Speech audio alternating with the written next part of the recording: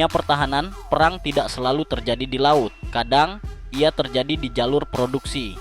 Ketika negara lain sabar menunggu giliran fregat mereka dibangun, Indonesia memilih langkah tak biasa. Kita membegal, bukan secara fisik tapi secara strategis. Mengambil fregat yang awalnya bukan untuk kita, dan itu bukan sekali. 2 fregat modern, PPA Brawijaya Class dari Italia dan Istif Class dari Turki, kini berlabuh di Indonesia lewat strategi berani ini.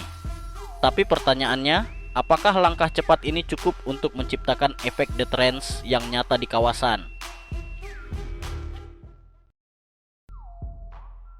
Strategi pembegalan fregat, cerdas atau nekat? Ketika KRI Brawijaya Class diumumkan, banyak yang terkejut karena kapal ini berbasis desain PPA dari Angkatan Laut Italia, seharusnya belum tersedia untuk negara lain. Tapi Indonesia masuk, bukan lewat antrean, tapi mengambil slot milik pihak lain. Cepat, efektif, dan membuat fregat ini jadi kenyataan jauh lebih cepat. Tak lama berselang, Indonesia kembali membuat manuver serupa. Kali ini ke Turki, mengambil fregat Istif Class yang hampir selesai dibangun. Strategi ini disebut analis sebagai pembegalan diplomatik. Sah secara hukum, tapi mengejutkan secara geopolitik. Bagi Indonesia, ini bukan soal gengsi, tapi soal kebutuhan. Soalnya sederhana. Menunggu berarti tertinggal. Bergerak cepat bisa jadi penentu dominasi. Kenapa Istif dan PPA jadi pilihan? Fregat Istif dan PPA bukan kapal sembarangan. Istif Class, hasil evolusi Milgem Turki, dilengkapi rudal Atmaca, sistem peperangan elektronik modern, dan desain stealth. PPA Brawijaya Class dengan teknologi Eropa mutakhir, bahkan diperkirakan membawa kemampuan multi role, anti kapal, anti udara, dan peperangan asimetris. Tapi yang membuat keduanya dipilih Indonesia bukan hanya spesifikasi, melainkan akses produksi cepat. Di saat negara lain antre 3-5 tahun, Indonesia masuk di celah, memanfaatkan peluang pembatalan atau kekosongan slot. Hasilnya, 2 fregat modern yang siap digunakan dalam waktu singkat. Fregat Merah Putih, proyek nasional yang dikebut. Di tengah 2 fregat hasil manuver, Indonesia tak melupakan satu proyek strategis besar. Fregat Merah Putih, hasil kolaborasi PT PAL dengan Babcock Inggris. Fregat ini berbasis desain Arrowhead 140. Tapi sejak awal, proyek ini tidak mudah. Butuh transfer teknologi, penyesuaian industri, dan pembiayaan besar. Namun, dinamika kawasan yang memanas membuat proyek ini berubah arah. Percepatan jadi prioritas nasional. Beberapa bagian sudah diproduksi paralel dan targetnya, fregat ini tak boleh sekadar jadi simbol, tapi kekuatan tempur sejati.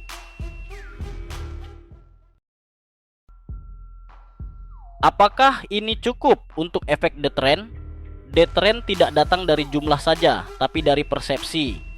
Apakah musuh melihat kita sebagai ancaman nyata?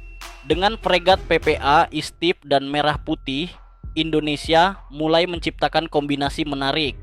Teknologi Eropa, sistem senjata Turki, dan produksi dalam negeri. Tapi bandingkan ini dengan kawasan. Singapura punya fregat stealth sejak lama. Australia mengoperasikan destroyer kelas berat dengan Aegis. Vietnam aktif menambah fregat dan kapal rudalnya. Maka kehadiran fregat-fregat baru kita bukan sekadar tambahan. Ini adalah pernyataan. Indonesia tidak bisa lagi dianggap kekuatan laut kelas 2.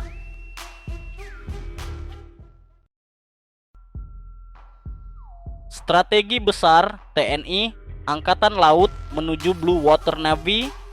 Dari pembegalan diplomatik hingga pembangunan mandiri, semua ini bukan langkah acak, ini strategi panjang.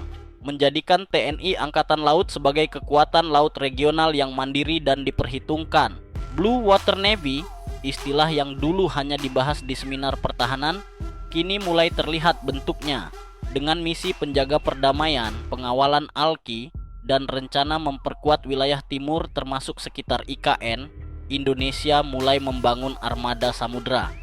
Tapi masih banyak PR, satelit maritim, logistik jarak jauh, pangkalan dukungan luar negeri, dan interoperabilitas dengan sekutu. Tapi satu hal sudah jelas, TNI Angkatan Laut tak lagi hanya bertahan, kini kita membentuk pengaruh.